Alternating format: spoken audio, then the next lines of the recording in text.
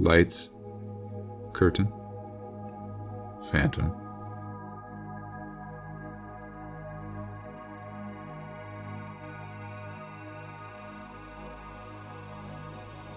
Rook's best friend Zeke has been given the lead role in the school play, The Phantom.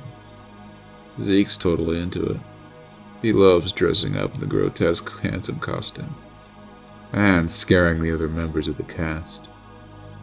Rook thinks Zeke's getting a little too into it. But then really scary things start happening. A message appears on a piece of scenery. The Phantom strikes. A stage light comes crashing down. Is someone trying to ruin the play? Or is there really a phantom living under the stage? Welcome to Goosebumps Overviews, the show where we go over Goosebump books and judge them on their merit. I'm So Black Psycho. Tonight's episode is book number 24, Phantom of the Opera. Just kidding, guys. It's actually Phantom of the Auditorium. How'd you play in there? I've actually never seen Phantom of the Opera. I know there's films. I know it's a play. I have no idea what it's about, but I kind of got a general idea from this book. Thankfully, if I do have to say one good thing about this book, is that it obviously it's written for kids, so it goes on under the impression that you have never seen Phantom of the Opera or you don't know what it's about. So, I'll give it props for that at least. It knows what its audience is, to some extent. So, here is the cover for Phantom of the Auditorium. If I have to say one thing, it is dramatic, which is what they were trying to set here because it's on a stage in an auditorium.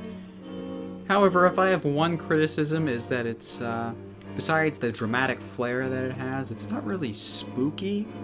It would make it...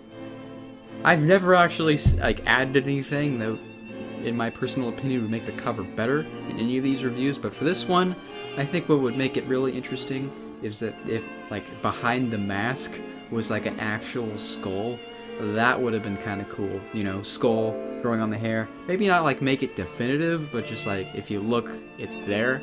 Because if you look right here, you can clearly see the face. It's one of those if you look, it's there things. But with a skull. Man, that'd be a whole lot. It'd probably be up there with one of the greats, in my opinion, if it had that. Or, something else, just little hidden thingies. So our book covers Brooke and Zeke, who are cast members in the middle school play, at least I assume it's middle school, it should be, middle school play, Phantom of the Opera. However, 70 years ago, this same school had the exact same play, and the star disappeared. So the play is said to be cursed, so and so. Of course, you know those drama people. They're really superstitious.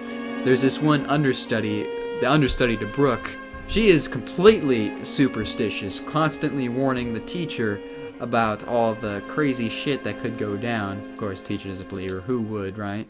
We shouldn't be doing this play, Miss Walker. My grandfather says... I don't want to hear that old story, Tina. The only haunting we need to be concerned about right now is the one that's in this play. Let's go through the show. And then there's Zeke, who is cast to be the Phantom, who loves causing all these pranks. Esmeralda, I've come for you. Can I borrow some lunch money? So the story revolves around mostly a bunch of creepy things happening when they're starting to rehearse for the play, somebody's tampering with the stage, warnings are being posted. Pretty creepy shit. Go away, Esmeralda. I'm warning you. Go away.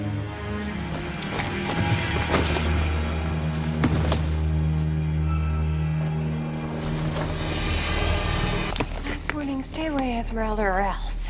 There's also some hidden tunnels under the stage that no one's used for years.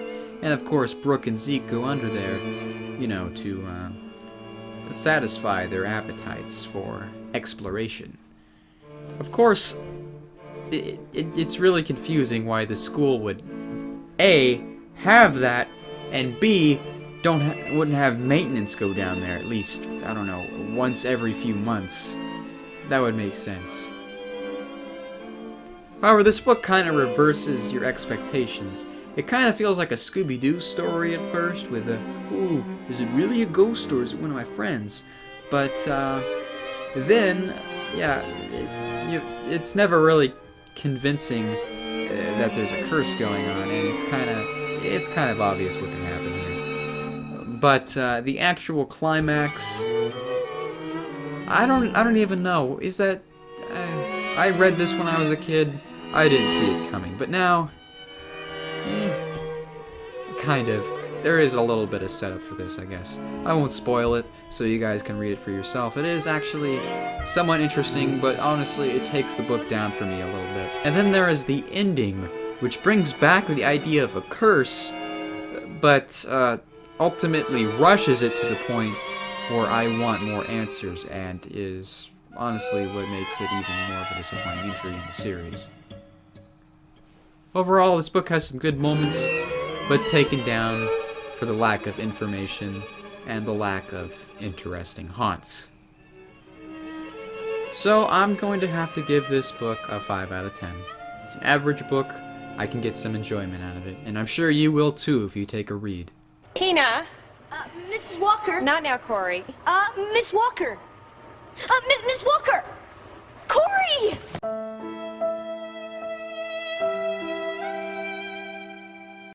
Anyway, guys, that has been my review for Phantom of the Auditorium. I hope you enjoyed this review, and make sure to stay tuned for next time when we get attacked by the mutant. Have a scary day.